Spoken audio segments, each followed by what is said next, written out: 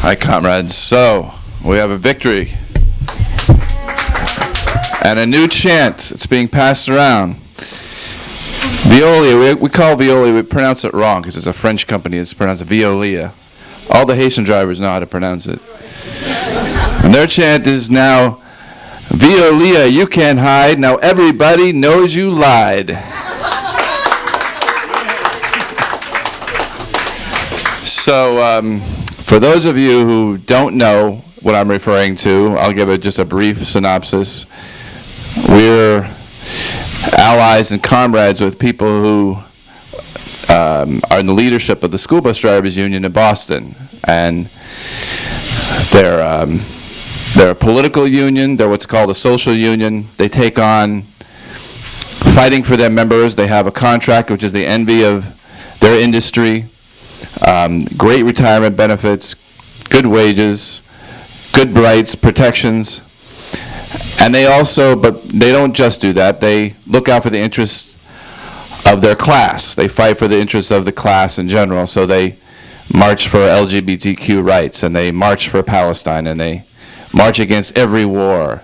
And so they're also seen by the powers that be in Boston as somebody they'd like to get rid of. And they've had waged a very intensive campaign to try to do this. What we're cheering about today is that the company got got the Commonwealth of Massachusetts to concoct a frame-up trial against one of the union leaders.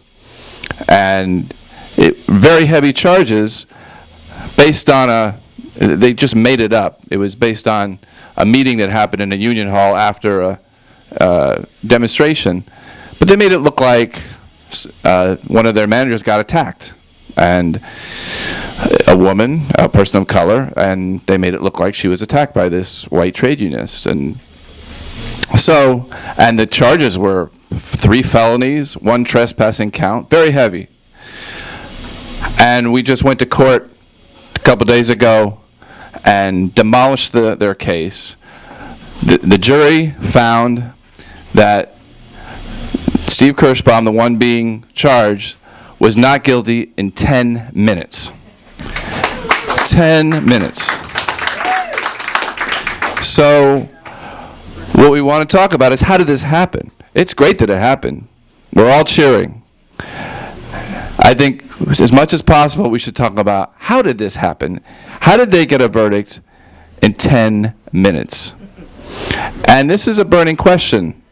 The courts, you look at what's happening with all of the police violence around this country. Why is that happening? I mean, it's always happened. But some of us think it's happening more, partly because of the capitalist crisis.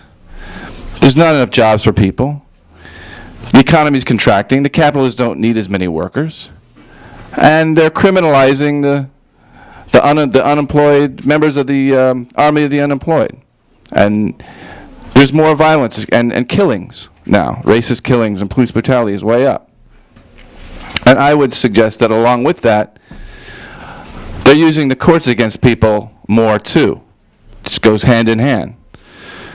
And you think of, if we were maybe a little less communist than we are, we would say that a couple of days ago, we got our day in court, and we won.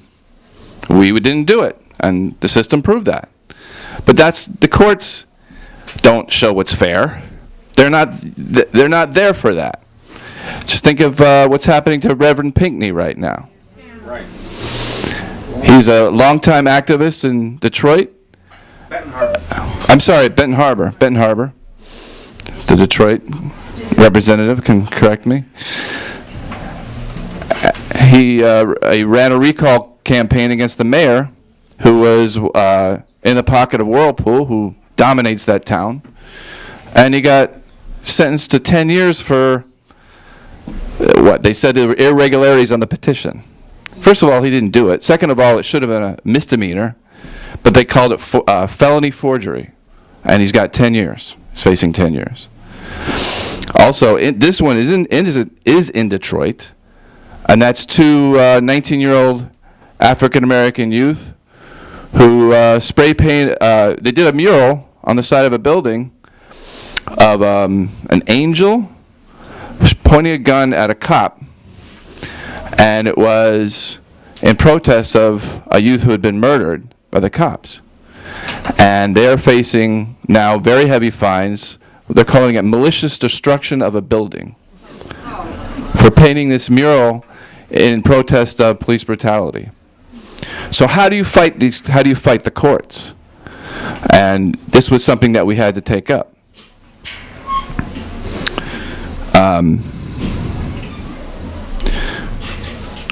We needed to. So first of all, we needed to overcome the court apparatus, the way it's set up, the judge, all the rules, all the things they make you do when you go in there, even just the mindset it puts you in. We needed to overcome that. And one of the first things we needed were lawyers who didn't respect bourgeois legality, who knew and were experts in it, but didn't have respect for it. One of the reasons we needed to do that was we needed to show that this alleged incident was really part of a union battle. And in order to do that, they had to constantly go up against the judge, because if people were there, they saw that every time they tried to talk about the union, they got shut down.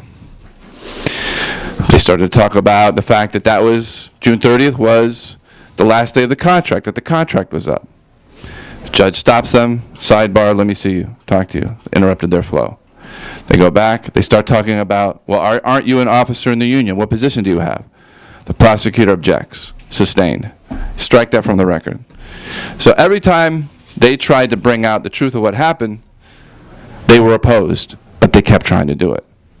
And we needed lawyers who could do that. We needed lawyers who would basically risk contempt to get to the jury, to get to put in the jury's minds the truth about what was happening, really the class truth about what was happening. That's what we needed to get.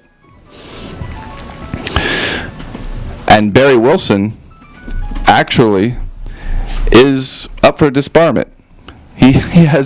Because he has taken on judges over racist jury selection and sometimes berated them for it, he is facing another disbarment. He spent 3 months in jail a couple of years ago. He's the kind of lawyer you need. It was kind of dicey for us for a while. There was an earlier disbarment proceeding that got moved. We didn't know if we were going to have our lawyer. But because this is the kind of lawyer we need. A side note, which is really, is that at the end of the trial, as the verdict was being read, they read it in favor of us. And before the judge read that, he said, this is a court of law. I don't want any, yelling and hollering, and we need to keep things quiet. So they read the verdict. Barry Wilson went like this and gave Steve a big hug. And the judge came down on him. I've never seen conduct so unprofessional. Now,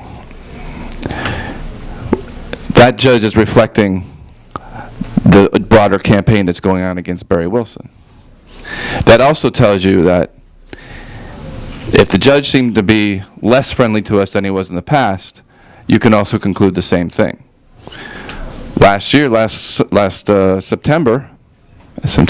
October, he struck down 2 of the original charges and seemed to be sympathetic to our arguments. But as this trial went on, he obstructed more and more what our lawyers were trying to do. So the task of the lawyers was, how do you get around all these obstacles, but portray the truth to the jury? And so part of that was they needed to tell the story of a fight with a corporate monster.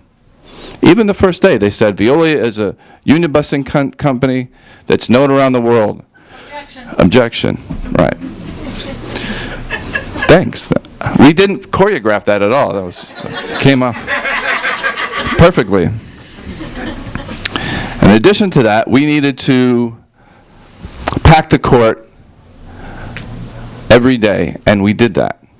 The first day, Now, the first day, I mean, what happened is a lot of the school bus drivers were there early. A lot of supporters were there early, a lot of political supporters. I'll get to that in a second, but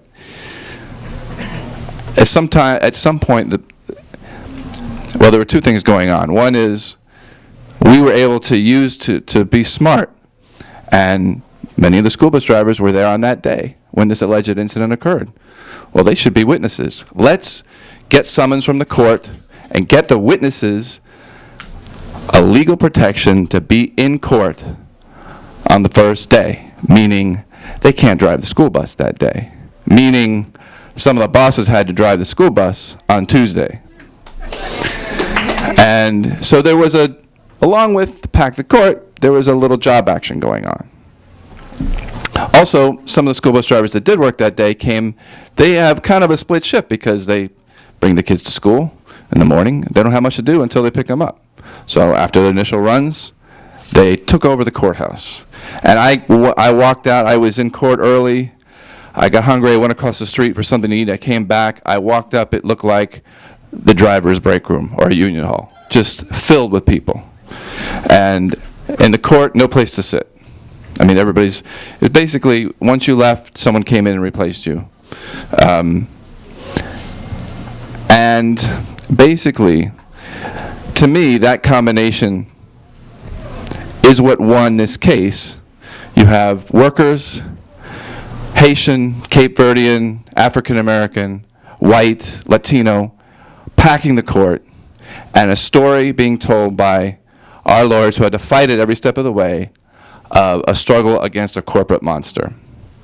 And those two things, the fact that we packed the court every day and had people roaming around the halls, and we had picket lines at lunch. So when we went to lunch, we didn't just eat. Tony arranged for us to get sandwiches. We walked up to the back of a truck, got a sandwich, got in the picket line, went in the picket line until it was time to go back inside. So we created an atmosphere that the jury couldn't help but feel. And the political movement was there. So Munanam James from the American Indian movement of New England was there. And Chuck Turner, a lot of these allies, some people will know, they tend to show up at all these things, but Chuck Turner is the former city council person that we've always supported, very progressive. He spent time in prison for a trumped-up campaign against him. A guy named Brock Satter, who's in a group that's a Black Lives Matter group called Mass Mobilization Against Police Violence. He came. Charles Yancey, a city council person, came and at some point was out in front of the court, came out of the courtroom and told everybody what was going on.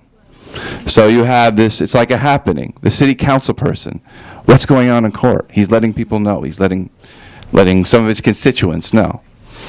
So there was an atmosphere. This is important. This is big.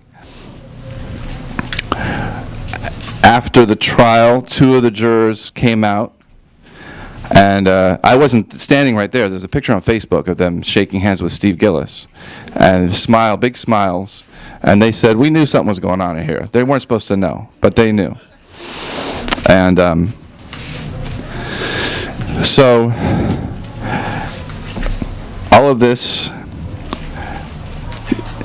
so you could feel this presence every day in the courtroom. And all of this took mobilization. So we're dealing with a union that has survived and retains the traditions of militant communist trade unions and does what many of them did on a regular basis, and that's one of the things they do is they have yard rallies almost every other day. I will add that they had a lot of yard rallies in the week leading up to this, where there were petitions going around. They have an upcoming elections in this union. Before that, they weren't doing a lot of yard rallies because there was such a snow beatdown of Boston, and they get like a few snow days pay is all. So they didn't get, a lot of those workers that showed up had a lot less money than they usually have. right now because of the snow, canceled school. They didn't go to work. So they mobilized like but the school bus drivers mobilized like they always do. And that's what they do. They mobilize. They get out to, yard rallies are like, they're like little demonstrations. Our comrades get there early in the morning and they leaflet, and then they come back and they have a yard rally. So that's what they do. But we made sure we didn't leave it to chance. So we had comrades there days before calling every single school bus driver. And we, at the end of the trial day on Tuesday, we went back to the hotel, divvied up lists, called people again. End of the day Wednesday, went back to the hotel, got lists, called people again. So we were always calling people, always mobilizing. I should add, we did a national call-in day Monday that was very successful. We had somebody make sure everybody called, Comrade Teresa, call people up, don't forget to call. Late in the morning, I got a report back from somebody that said 50 people had already called. I think that's a little too early. I don't quite believe that. A little later, it was 60. So I started to believe that we were getting dozens of people to call. And let me see. So this was mobilization that involved lots of members of the party. Lots of people in this room made calls from here. People made calls from other branches. And we packed the court, and it changed the entire character of the proceedings. It wasn't this. You didn't feel defeated and demoralized by this big, building. Well, that's what the point of that is. It wasn't like that. It was almost festive, even given how serious it was. So what happened was, all this organizing was meant to get to the jury what's really going on, and we won. It took 10 minutes. And this is what I think is the most interesting part, is none of us comprehended that this was possible. We tried very hard through the lawyers to get what's called a directed verdict, which means you go to the judge and you say, look, this case is ridiculous. And the point is, you don't want to go to the jury because you don't know what's going to happen. So they went to the judge and they had a hearing. They had all the jurors go to the room. One day they had the jurors go to the room, and the judge said, I thought this was great, the judge said to the prosecution, you haven't really made your case yet. And I thought, that's so great. So the next day there was a hearing. Are they going to do a directed verdict? Well, the judge said, no, that's a question for the jury. Now you think, well, maybe he's just trying to be fair. But then you think about how he came down on Barry. And you think about how his whole demeanor has changed. And you see him more class conscious than conscious of fairness. So we tried to get a directed verdict, and we couldn't get it. And there was a moment where Steve said, well, now it's in the hands of the jury. Now we have no control. We've done everything up till now that we can control. And it was like, you sit there in the court and you see all these tricks that they play. There was one witness who was supposed to be the prosecution's witness, and he basically corroborated everything we said. But he was made to write a statement at some point which said that Steve had rammed a table into this person. So our lawyer, John Pavlos, is cross-examining him and says, so what happened? And the guy says, well, he pushed the table like this. And John said, so you didn't really, there was no ramming of, he didn't ram anybody. And the guy said, no. And he was their witness. So at the end of that, the prosecutor gets back and said, I'm going to read what you said. And he reads, Steve Kirschbaum rammed the table against Angela Griffin and injured her leg. That was the last thing the jurors heard. So you're sitting there going, well, I know what happened here, but what is the juror? I mean, they keep interrupting us. They keep not letting us say what we want. They keep shutting down our lawyers. They're making our lawyers look like they're doing something bad. I've been following this case. To me, it's open and shut, but what do these random people think? It was one person of color, one African-American juror, one Latin juror, the rest were white. What are these people? They don't even care. They don't want to be here. And so we're waiting for this to come back, and some of the comrades are like, we got to get back to New York. And we got things to do. And I said, I should probably go with you, but I'm going to stay. I want to find out what happens. And they left, and I started calculating. I thought, they're not going to see this until 3 o'clock. And the court shuts down every day at 4. They're only going to have an hour. I'm stupid. Why am I staying here? I'm going to get home later. They're not going to come back with this. And I walked up to Steve, and I said, what do you think? And he goes, well, we should probably think about, a campaign where you reduce the sentence. This is, I don't know, I don't want to be negative, but there are campaigns like this, and that's probably what we should do, We've just we've let this go out of our hands into the ether. We don't know what's going to happen. But what happened was 10 minutes. So I think we should analyze what that means.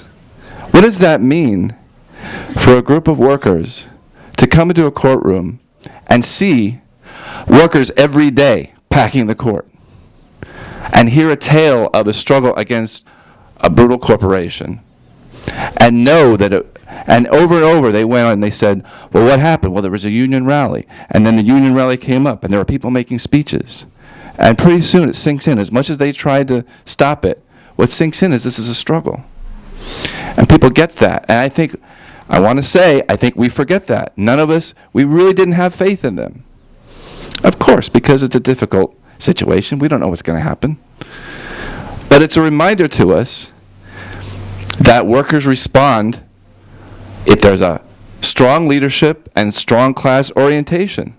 People respond to that. They respond favorably. And it's, I think to me that's the biggest takeaway from this whole thing. Because you can say it's just theory, but 10 minutes, that doesn't happen. And you can extrapolate from that. We're always in a struggle with some authority that's trying to take over the discourse, that's trying to take over what's going on and say, no, you can't say that. And we're always pushing against that, hoping that the workers will respond. I think sometimes we forget that we should make a class-based appeal as possible, because people will respond to that. Make it about struggle. Make it about rich versus poor, about the weak against the powerful. And maybe that's not the right way to put it, but the powerful against the oppressor. And have faith in that. That's really all I have. I want to, because there were other people there. Other people can fill in some of the details about what happened. This thing I passed out it's a yard bulletin. It's going to go out. It's got a lot of great working class gloating in it. And that's where we're going to be. Of course, we've still got the struggle to rehire the 4. We have a possible strike coming up. I think we're not going to sound the alarm for that prematurely, but when it comes, we're going to sound the alarm and find out what people can do. And we should remember that the movement's watching this. We got out a statement far and wide today. It got shared all over the place. And Saladin Muhammad saw it. He responded to an email from Dante, Comrade Dante.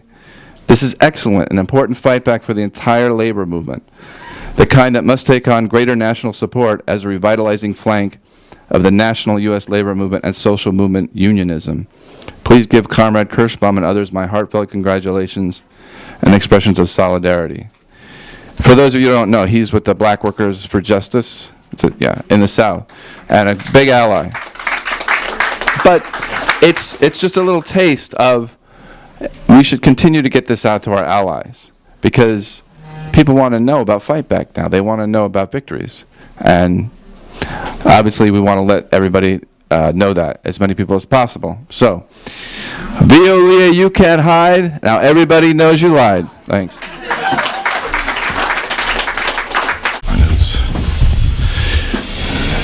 I talked to Frank today, and I said, I hope you're resting. He said, well, there are 2 meetings Monday night about the budget because the mayor's talking about closing schools. And he said, they're having them the same night. And some of our activists are going to just one. We got to get people to the other one. He's not resting. So that's the tribute to Frank. I hope he does rest this weekend. And I hope a lot of them do.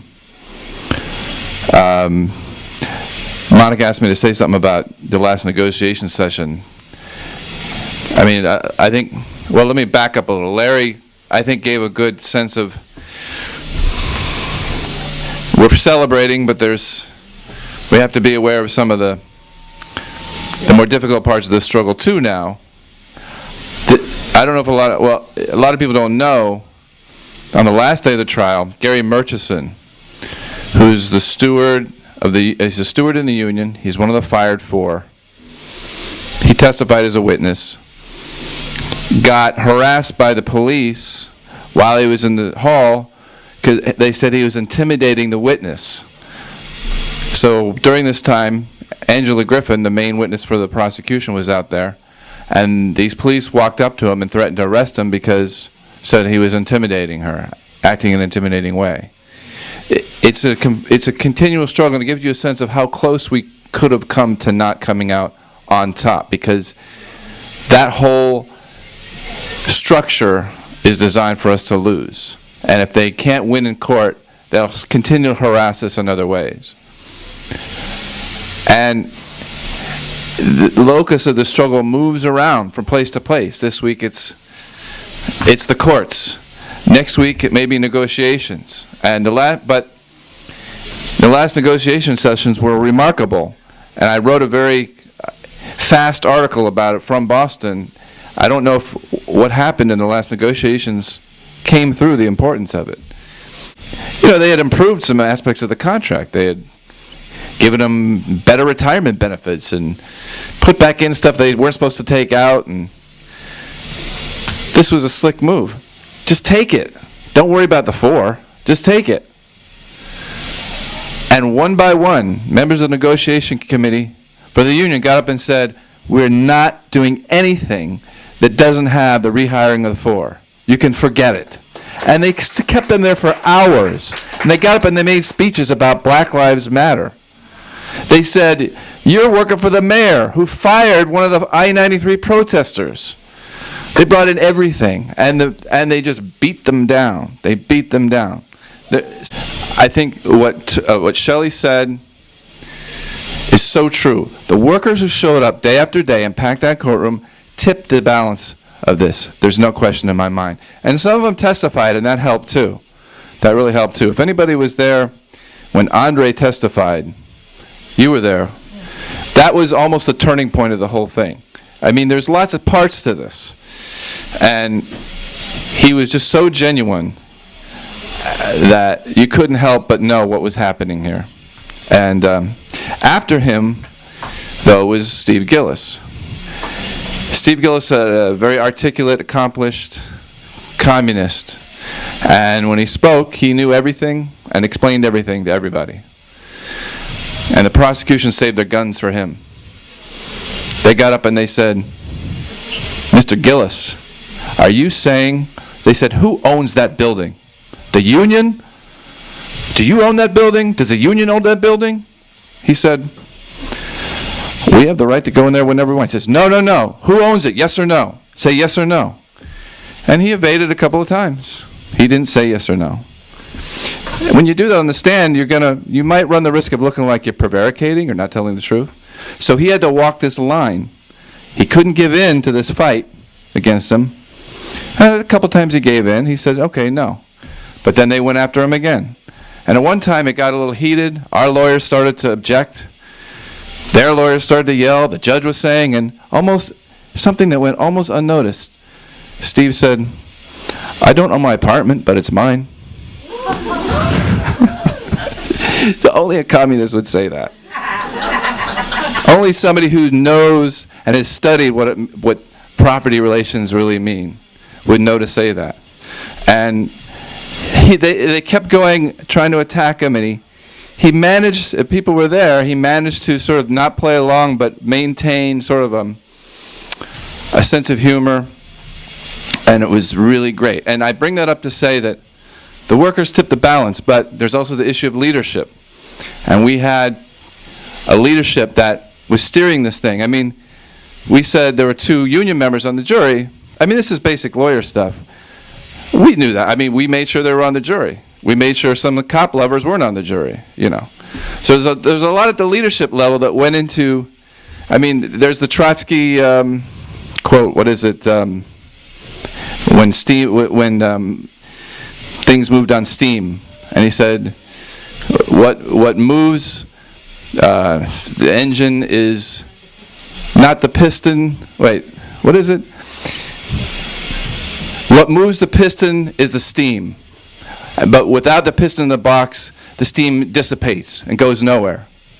So that's leadership. But then he says, but without the steam, the piston in the box don't move. So that's the workers. That's the power. So we're lucky to have both. And our job is to see how we can help as we go forward. Thanks.